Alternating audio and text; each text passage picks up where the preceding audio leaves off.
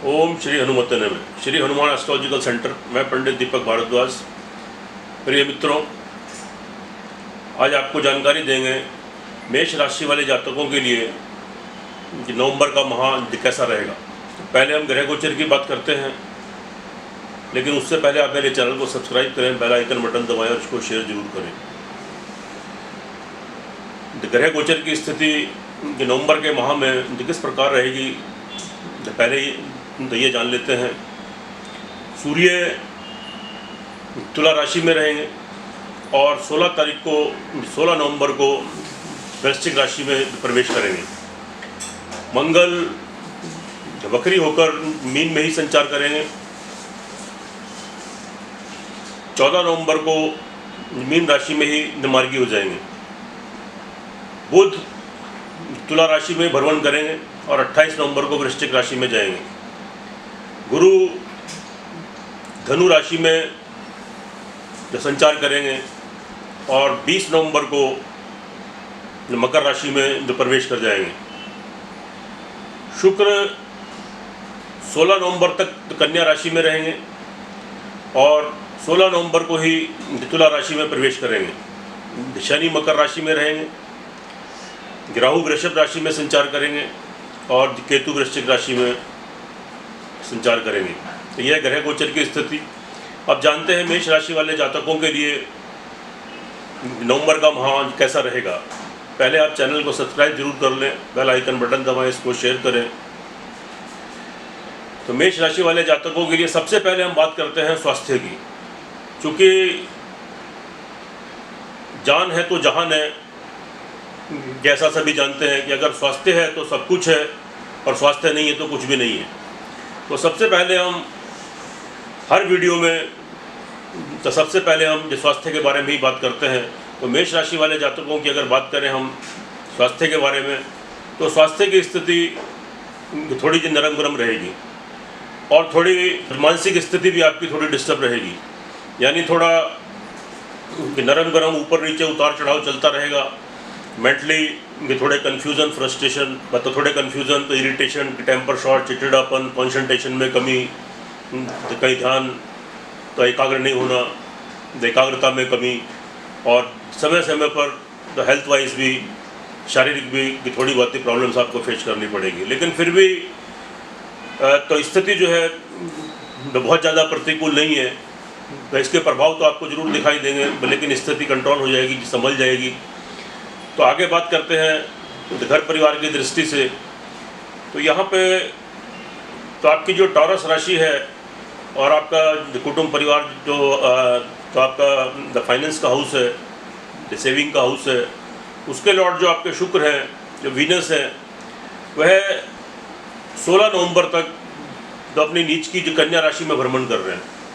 तो इस दृष्टि से भी स्थिति यहाँ आपके बहुत फेवर में नहीं है। आपको परिवार वालों का कुछ विरोध, उनसे मनमुटाव, जो कुछ डिफरेंसेस, जो कुछ मतभेद और परिवार वालों की तरफ से कुछ नुकसान, हानि होने की पूरी संभावना रहेगी। और थोड़ा आपकी वाणी भी खराब हो जाएगी। तो वाणी पे थोड़ा कंट्रोल रखिए, क्योंकि जैसे आपका टेम्पर शॉर्ट होएगा, क्योंकि जैसे मैंने बताया चिड़चिड़ापन, थोड़ी इरिटेशन, फ्रस्ट्रेशन, तो ये सब बढ़ने से तो आपकी वाणी में भी थोड़ा दोष आ जाएगा। तो थोड़ी वाणी पर संयम रखें, कंट्रोल करें, और जब परिवार में थोड़ा संयम बना के रखें। बहुत ज़्यादा वार्तालाप, आर्गूमेंट मत करें परिवार वालों से, अन्यथा आपको लाभ की बजाय हानि होगी और आपके झगड़े के और डिफरेंसेस की जो मतभेद उभरने की तो पूरी संभावना रहेगी। फाइनेंस में भी अचानक से आपको कोई नुकसान हो सकता है, थोड़ी प्रॉब्लम क्रिएट हो सकती है। बजानावश्यक खर्चा या पैसे का लॉस, नुकसान, या परिवार वालों की वजह से कोई पैसे का नुकसान, तो ये सब चीज़ें आपको फेस करनी पड़ेंगी। थोड़ा संयम बरतें और थोड़ा दिमाग से, दिल से काम लें, तो स्थिति भी थोड़ी जो नॉर्मल बनेगी। लेकिन 16 नवंबर के बाद, तो 16 नवंबर तक स्थिति थोड़ी ख़राब है। 16 नवंबर के बाद तो यहाँ पर स्थिति आपकी मैनेज हो जाएगी, क्योंकि आपके शुक्र जो है तो आगे तुला राशि है उनकी, जो स्वग्रही राशि केंद्र में आपके सप्तम स्थान में तो प्रवेश करेंगे। तो मिड नवंबर के बाद, 16 नवंबर के बाद तो स्थिति आपके अनुकूल बनेगी। तो जब फिर आपको परिवार वालों का सहयोग, लाभ, बेनिफिट, ये सब चीज़ें आपको मिलेंगी और अचानक से आपके धन में वृद्धि हो सकती है। और आपकी स्थिति मतलब थोड़ी सुदृढ़ होगी, आपकी मजबूत होगी और आगे चल के तो आपके उन्नति के मार्ग अग्रसर होंगे। तो पराक्रम आपका बना रहेगा। तो पराक्रम की दृष्टि से आपका आत्मविश्वास बना रहेगा और अपने आत्मविश्वास के बल पर आप मतलब जो भी कार्य करेंगे, डिसीजन लेकर, सोच समझकर, तो उसमें आपको निश्चित रूप से तो सफलता मिलेगी, तो उसमें उन्नति करेंगे, आपको लाभ गेन होंगे। और जो आपके मित्रगण है, तो भाई बंधु हैं, तो आपके सहकर्मी हैं, और या जिनसे आपका बिजनेस रिलेशन है, या आपके तो ऑफिस में कोई आपके कलीग वगैरह हैं, तो उनका आपको लाभ, सहयोग, आपको बेनिफिट जरूर मिलेगा। तो उनके थ्रू या उनकी सलाह मशवरा से कोई काम कीजिएगा तो आपको उन्नति होगी और आपको लाभ प्राप्त होंगे। और साथ में जो आपके छोटे भाई बहन हैं, उनके भी लाभ, बेनिफिट्स आप गेन कर सकते हैं, तो उनसे भी लाभ प्राप्त कर सकते हैं। तो अगर प्रॉपर्टी के लिहाज से अगर बात करें तो प्रॉपर्टी के लिहाज से भी स्थिति आपके अनुकूल है, लेकिन वहाँ पर थोड़ा तो संयम बरतने की और सोच समझ कर कार्य करने की ज़रूरत है, अन्यथा आपको लाभ की बजाय वहाँ नुकसान भी हो सकता है। लेकिन फिर भी ऑल ओवर तो स्थिति आपके तो फेवर में है, आपके पक्ष में है। तो आपको भूमि, मकान, वाहन, जायदाद से उनके लाभ की प्राप्ति, और तो वो पुराने टाइम से तो आपका ग्रह का कोई कार्य तो या वाहन का कार्य कोई अटका हुआ है, तो प्रबल संभावना है कि ये स्थिति आपके पक्ष में आएगी और आपको उसका लाभ, बेनिफिट मिलेगा, तो आप लाभ गेन करेंगे। संतान पक्ष की दृष्टि से स्थिति थोड़ी यहाँ आपकी खराब है, क्योंकि यहाँ पर जो आपके संतान पक्ष के लॉर्ड जो आपके सूर्य हैं, तो ये सूर्य आपके तुला राशि में तो अभी संचार कर रहे हैं, और लेकिन 16 तारीख के बाद जब सूर्य आपके वृश्चिक राशि में संचार करेंगे, तो 16 तारीख तक स्थिति थोड़ी मतलब ज़्यादा खराब रहेगी।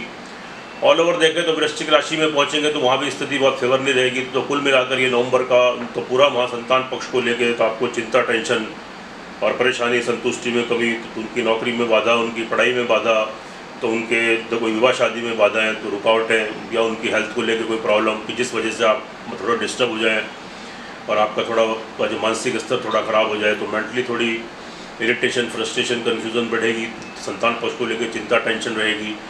और जो जातक तो पढ़ाई के क्षेत्र में है, तो विद्यार्थी वर्ग हैं, तो उनके लिए संदेश है कि वह थोड़ा तो संयम बरतें और थोड़े तो विचलित ना हों, क्योंकि उनको थोड़ी पढ़ाई में तो थोड़ी बाधा है, कंसंट्रेशन में कमी, ये सारी प्रॉब्लम थोड़ी क्रिएट हो सकती हैं, क्योंकि सूर्य उनके नीच के चले गए। तो यहाँ स्थिति तो बहुत अनुकूल नहीं है। तो नवंबर माह में आपको थोड़ा पेशेंस रखें और थोड़ा मतलब सूर्य भगवान को अर्घ्य दें, तो जो विद्यार्थी वर्ग हैं। लेकिन ऐसा नहीं कि हमेशा ये टाइम आपका ख़राब रहेगा, कुछ समय की बात है, तो 1 महीने के बाद स्थिति तो आपकी फिर आपके फेवर में आ जाएगी।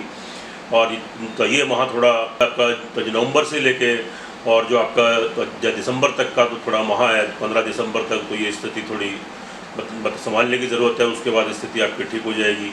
और जो जातक प्रेम संबंधों में बंधे हुए हैं, तो उनके प्रेम संबंध भी खराब हो सकते हैं, उसमें मतभेद उत्पन्न हो सकते हैं, या उनका ब्रेकअप हो सकता है, तो वहाँ भी आप संयम बरतें और थोड़ा तो पेशेंस रखें, तो स्थिति आगे चलकर अनुकूल बनेगी। अन्यथा तो कोई आपका ब्रेकअप होना, तो कोई प्रॉब्लम क्रिएट होनी, तो ये सब चीज़ें होती हैं तो जो आपके हो जाएंगी।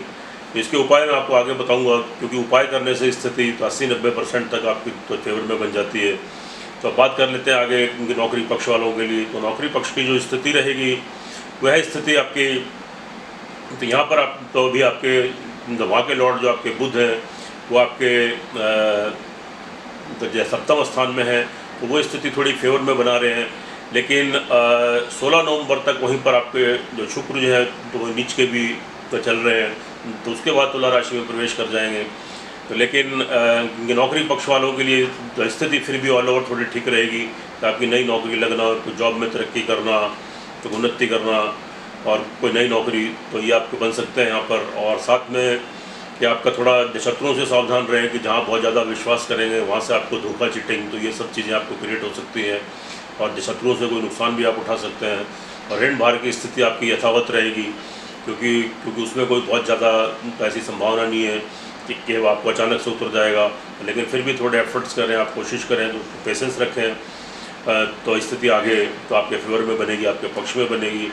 दाम्पत्य जीवन को लेकर भी स्थिति यहाँ बहुत ज़्यादा अनुकूल नहीं है, लेकिन फिर भी जो मिड नवंबर के बाद, 16 नवंबर के बाद क्योंकि तुला अपनी राशि में आ जाएंगे, तो स्थिति मतलब थोड़ी बैलेंस हो जाएगी। तो नहीं तो कुछ लाइफ पार्टनर के साथ कोई मनमुटाव, कोई डिफरेंसेस क्रिएट होना या डिवोर्स तक की स्थिति पहुंचना, या विवाह शादी में कोई रुकावट आना, या विवाह शादी का कोई संबंध एकदम से छूट जाना, ये सब रहेगा। तो लेकिन मिड अक्टूबर के बाद तो स्थिति थोड़ी आपकी नॉर्मल बनेगी, चूँकि शुक्र वहाँ अपनी राशि में प्रवेश करेंगे। तो खास ध्यान आपको मतलब 16 नवंबर तक रखना है। तो उसके बाद स्थिति ऑटोमेटिक आपके अनुकूल पर, कोई पार्टनरशिप वगैरह में कोई कार्य अगर करते हैं, व्यवसाय करते हैं, तो मिड नवंबर तक तो ऐसा कोई नया डिसीजन ना लें, अन्यथा आपको लाभ की बजाय हानि होगी। तो आप जो 16 नवंबर के बाद तो आपको डिसीजन ले सकते हैं, तो स्थिति आपके फेवर में बनेगी, तो आपके अनुकूल रहेगी और आपको लाभ प्राप्त होंगे। और अचानक से कोई थोड़ा चोट, कोई दुर्घटना या कोई पैसे का नुकसान, कोई लॉस और कोई गुप्त चिंता और कोई गुप्त रोग, तो ये सब आपको तो जो हो सकते हैं। तो यहाँ थोड़ा संभल कर रहे हैं और किसी से वाद विवाद, कोई लड़ाई झगड़े आदि ना पड़े कि अन्यथा आपको शरीर की हानि हो सकती है, आपको कोई नुकसान हो सकता है। तो यहाँ स्थिति बहुत ज़्यादा आपके फेवर में नहीं है, क्योंकि यहाँ अष्टमेश होकर आपके जो मंगल भी तो 12वें घर में आपके वक्री तो स्थिति में है। तो कुल मिलाकर थोड़ा सा ध्यान दें, हनुमान जी की पूजा करें और मंगलवार को लाल चीज़ों का प्रसाद चढ़ाएं, तो स्थिति ठीक बनेगी, तो आपके फेवर में आएगी। भाग्य स्थान की बात करें तो भाग्य आपको यहाँ उन्नति का अवसर दे रहा है। समय समय पर आपको उन्नति के मार्ग आपके अग्रसर होंगे और आप उसका लाभ उठाएं और आप तरक्की करेंगे, आप उन्नति करेंगे। लेकिन 20 नवंबर के बाद जब आपके शनि जब राशि प्रवेश करेंगे, तो वहाँ थोड़ी स्थिति जो एकदम से कोई रुकावट आएगी, थोड़ी सी प्रॉब्लम आएगी, वहाँ थोड़ा संभल कर कार्य करें। और साथ में कार्य व्यवसाय की दृष्टि से स्थिति आपके बिल्कुल अनुकूल है। कार्य व्यवसाय में कोई बदलाव करना चाहते हैं या कार्य व्यवसाय में कोई तब्दीली करना चाहते हैं, कोई विस्तार करना चाहते हैं, तो आप कीजिए। कोई नया व्यापार करना चाहते हैं तो कीजिए, तो उसमें आपको लाभ, उन्नति और तरक्की आपकी होगी और उसमें आप लाभ गेन करेंगे। सोर्स ऑफ इनकम आपका बढ़ेगा, लाभ के अवसर प्राप्त होंगे और कहीं से बड़ा धन की प्राप्ति भी आपको हो सकती है। तो यानी तो लाभ के अवसर मिलते रहेंगे। और कोई नया कार्य व्यवसाय अगर कोई आप तो इस्टेब्लिश करते हैं, क्योंकि नया कार्य करने जा रहे हैं, तो उससे आगामी आपको उसके अच्छे लाभ उसके प्राप्त होने की संभावनाएं बनी रहेंगी और आप बड़ा लाभ गेन करते रहेंगे। ट्रैवलिंग के लिए आज से स्थिति ठीक है, लेकिन थोड़ा संभल कर, जो जाता है बाहर विदेशों से व्यापार करते हैं या दूर दराज तो मतलब शहरों से उनका संबंध है, नौकरी पेशे वाले लोग हैं, मतलब ट्रैवलिंग के थ्रू यात्रादि से कोई आप बिज़नेस, कोई अपना नौकरी जॉब करते हैं, तो वहाँ से भी आपको लाभ प्राप्त होने की पूरी संभावनाएं बनी रहेंगी। नए संबंध बनेंगे और कोई पुराना पैसा कहीं आपका बाहर अटका हुआ है, कोई प्रॉब्लम है, तो वो पैसा भी आपका आने की संभावनाएं बनेगी। तो कोर्ट कचहरी मुकदमों में भी अगर आप चल रहे हैं, तो वहाँ मतलब आपके मतलब जीत की प्रबल संभावनाएं बन रही हैं, तो वहाँ आपको जीत मिलेगी और स्थिति आपके अनुकूल बनेगी। ऑल ओवर अगर देखें, अगर आपकी कुंडली में ग्रहों की दशा अंतरदशा आपकी फेवर में चल रही है, तो मेष राशि वालों के लिए शुभ समाचार है, शुभ स्थिति है कि आपका नवंबर का माह कुल मिलाकर थोड़ी स्थिति तो 15-20 दिन के लिए आपकी गड़बड़ाएगी, लेकिन ऑल ओवर स्थिति फिर बिल्कुल ठीक हो जाएगी और आपके फेवर में रहेगी और आप जो 70-80-90% तक आप लाभ गेन कर सकते हैं, उन्नति कर सकते हैं, तरक्की कर सकते हैं। तो अब बात करते हैं अशुभ तिथियों की। तो अशुभ तिथियों में आप ये कार्य बिल्कुल मत करें कि 7-8 तारीख को आपका मतलब चौथा चंद्रमा है, कोई भूमि, मकान, वाहन, प्रॉपर्टी या वाहन से संबंधित तो कोई लेन देन करना है, कोई डील करना, उसको अवॉइड कर दें 7-8 तारीख को।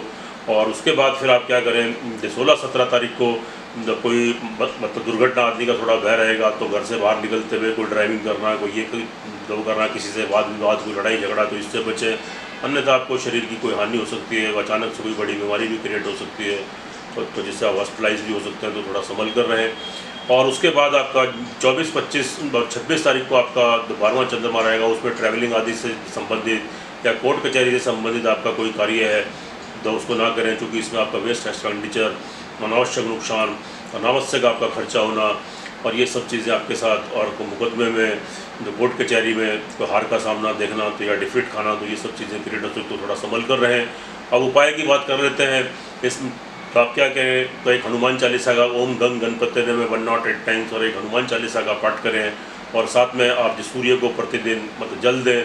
और साथ में आप शुक्रवार को क्या करें कि आप मतलब तो उसका सफ़ेद जो खीर होती है उसका प्रसाद चढ़ाएं और किसी भी मंदिर में तो या घर के मंदिर में चढ़ा दें, तो प्रसाद सबको वितरित करें और खुद भी खाएं। और जो चींटियों को और पक्षियों को सफ़ेद चावल खिलाएं और चींटियों को आप तो वाइट वाली जो शुगर होती है तो वो खिलाएं। तो आप देखिएगा तो जो ग्रहों के थोड़े बहुत दुष्प्रभाव आपको मिलेंगे, तो उससे भी आप बचे रहेंगे और उसके अनुकूल प्रभाव आपको देखने को मिलेंगे और ग्रहों का शुभत्व आपको प्राप्त होगा। सुखी रहें, स्वस्थ रहें। जय श्री हनुमान।